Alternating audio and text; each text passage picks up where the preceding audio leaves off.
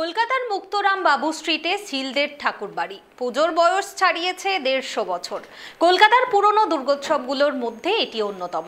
রাজা রামমোহন রায়ের পুতুল পূজা বর্জনের যুগে শিলবাড়ির প্রাণপুরুষ রামচাঁদ শীল ও তার সহধর্মিণী ক্ষেত্রমণি দেবী এই দুর্গাপুজো শুরু করেন।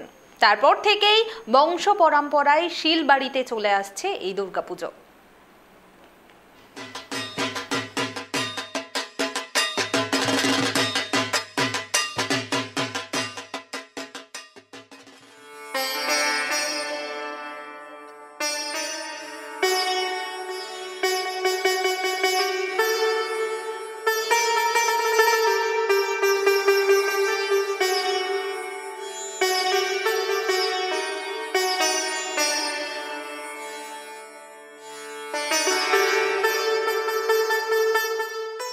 বাঙালির প্রাণের উৎসব দুর্গাপুজো, যে পুজোর জন্য বাঙালি সারা বছর অপেক্ষা করে থাকে। সময়ের সঙ্গে এই দুর্গাপুজোর রীতি রেওয়াজ নিয়ম কানুনে অনেক বদল এসেছে। শুরু হয়েছে থিম পুজো, কিন্তু তাতে বনেদি বাড়ির যে পুজোগুলি রয়েছে তার আকর্ষণ কিন্তু একটুও কমেনি। তার এক অমোঘ আকর্ষণ রয়েছে মানুষের মধ্যে।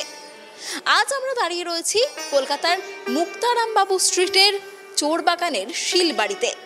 প্রায় ১৫০ বছর আগে ১৮৫৬ সালে রামচাঁদ শীলের হাত ধরে এই বাড়ির দুর্গাপুজোর সূচনা হয়, আর তারপর থেকেই এই পুজো চলে আসছে এখনো।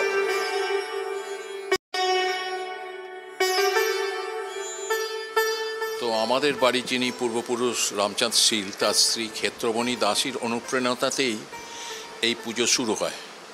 তো শুরুটা কিন্তু এই দালানে শুরু হয়েছে ১৮৫৬ সালে। তো তখনকার দিনে তো সব গুরুদেব টুরুদেব ছিল, তাদের প্রতি একটা অগাধ ভক্তি ছিল। তো তাদের গুরুদেব ছিলেন বাগবাজারে গোসাই লেনে, সেইখানে প্রথম ৪ বছর পুজো হয়। তারপর ৫৬ সাল থেকে এইখানে ক্ষেত্রমণি দাসীর অনুপ্রেরণায় রামচাঁদ শীল পুজো শুরু করেছিলেন। ১৮৫৬ সাল রাজা রামমোহন রায়ের যুগ, যে সময় রাজা রামমোহন রায়ের হাত ধরে বন্ধ হচ্ছে মূর্তি পুজো, নিরাকার ব্রহ্মের সাধনায় মগ্ন হচ্ছেন সকলে। ঠিক সেই সময় রামচাঁদ শীলের হাত ধরে এই শিলবাড়ির দুর্গাপুজোর সূচনা হয়। বাড়ির পুজোর বিশেষত্ব বলতে হচ্ছে, দেখুন, আমাদের বাড়ির পুজো হচ্ছে বৃহৎ নন্দিকেশ্বর পুরাণ মতে হয়। আপনাদের প্রতিপদাদি কল্পে হয়, প্রতিপদ থেকে শুরু হয়। এমনি যা সব বাড়ি আমাদের বৈষ্ণব মতে পুজো হয়, কোনো বলিদান, কোনো রকম রক্তারক্তির কোনো ব্যাপার নেই, মানে ইভেন ফল কাটাও হয় না।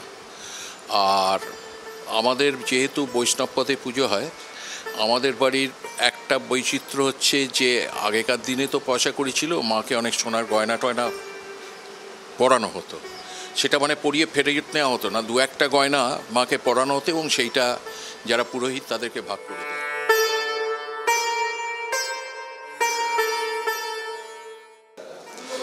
রামচাঁদ শীল ছিলেন হুগলির বাসিন্দা। তার ছোটবেলা কেটেছিল খুবই দুঃখ কষ্টে এবং দারিদ্রতার মধ্য দিয়ে। পরবর্তী সময়ে তিনি কলকাতায় নিজের ব্যবসা করে সেখানে বাড়ি তৈরি করেন এবং এই ঠাকুর বাড়ি তৈরি করেন এবং সেখানে দুর্গাপুজো এবং দোলের পুজো শুরু করেন। দেখুন, রামচাঁদ শীল গ্ল্যাস্টন উইলি কোম্পানির একজন কেরানি ছিল। তখন তিনি থাকতেন চন্দননগরে। তো ক্যাশে কাজ করতেন, খুব বিশ্বস্ত কর্মচারী ছিলেন। তো তিনি ওই গ্ল্যাস্টন উইলি কোম্পানির 7টা কোম্পানির বেনিয়ান ছিলেন। বেনিয়ান মানে মুসুদ্দি। তখনকার দিনে এদের গ্যারেন্টিতে সব বাইরে থেকে কাজ জিনিসপত্র আসতো।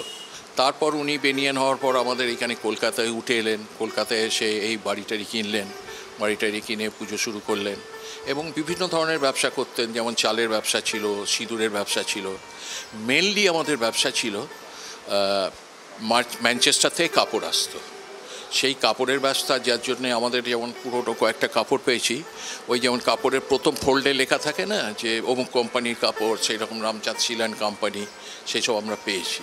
সেগুলো আছেও আমাদের কাছে। তারপর যখন এই ইংরেজরা চলে গেল শেষ দিকে, কাপড় তো তখন এখানেও শুরু হলো। তখন ওই আপনার এই রোড রোলারের যে ব্যবসাটা ছিল সেইটা রোডার আমরাই আনাতাম। তখন এই নামটা, কোম্পানির নামটা চেঞ্জ, প্রথম নাম ছিল রামচাঁদ সিল অ্যান্ড কোম্পানি, তারপর তখন ওর নাতিদের নামে হলো মোহনচাঁদ সিল অ্যান্ড কোম্পানি। তারপর তো এই ব্যবসাটা আর মানে আমাদের পরিবারও বেড়ে গেল, ব্যবসাটাও আর সেইভাবে নেই। এই পুজোর নিয়মকানুনে রয়েছে বিশেষ কিছু দিক, যেমন কলকাতার একমাত্র এই শিলবাড়ির পুজোতেই হয় সদবা পুজো। অনেক জায়গায় দেখা যায় যে কুমারী পুজো হয়, কিন্তু কুমারী পুজোর পাশাপাশি এখানে সদবা পুজোর রীতিও রয়েছে, পাশাপাশি রয়েছে গাভী পুজোর রীতিও, কারণ এখানে বৈষ্ণব মতে পুজো করা হয় মাকে। আমাদের এই বছর হচ্ছে 170 বছরের পুজো, দুর্গা পুজো এবার। আর আমাদের বিশেষত্ব যেটা বলতে, আমাদের 10 দিন ধরে পুজো হয়, যেমন জেঠু বলেছিলেন আর কি। আমাদের এখানে আমরা ঠাকুর সাজাই, আমরা একদিন ঠিক করে ঠাকুরকে সাজানো হয়। আর এখানে যেটা হচ্ছে, আমাদের কোনো বলি হয় না, গাভী পুজো হয়, বৈষ্ণব মতে পুজো হয়। আমাদের অষ্টমীর দিনকে সন্ধি পুজো হয় ও গাভী পুজো হয়, নবমীর দিনকে সদবা ও কুমারী পুজো হয়, আর দশমীর দিনকে আমাদের বিসর্জন হয়ে যায়। আর সেখানে আগে কুলির পিঠে নিয়ে যাওয়া হতো, এখন ট্রলিতেই নিয়ে যাওয়া হয়। আর নবমীর দিন রাত্রিবেলা বাড়ির সদস্যরা সবাই মিলে, বড়রা ছোটরা সবাই মিলে একটা অনুষ্ঠান মতো করে, এখানে কালচারাল প্রোগ্রাম মতো হয়। এটাই আমাদের ইয়ের মধ্যে থাকে। আর বৈশিষ্ট্য যেগুলো হচ্ছে, আমাদের এখানে ফল ভোগ হয়, যেরকম যা ভোগ যেমন হবার তেমন হয়। আর যেটা হচ্ছে সন্ধি পুজো আমাদের অষ্টমীর দিনকে হয়। আর গাভী পুজো যেমন হয়, ষষ্ঠীর দিনকে মাকে অস্ত্র পরানো হয়, গয়না পরানো হয়। আর একদিন আমরা ঠাকুর সাজাই। আমাদের মোটামুটি বাড়ির পুজো মিটে গেলে তারপর আমরা ইউজুয়ালি, এত কাজের চাপ থাকে, সব কিছু থাকে, সবাই তো মানে হয়ে যায় না, উঠতে পারে না, তো টাইম বের করে তারপর ফ্রি থাকলে আমরা বাইরে ঠাকুর তখন দেখতে যেতে পারি।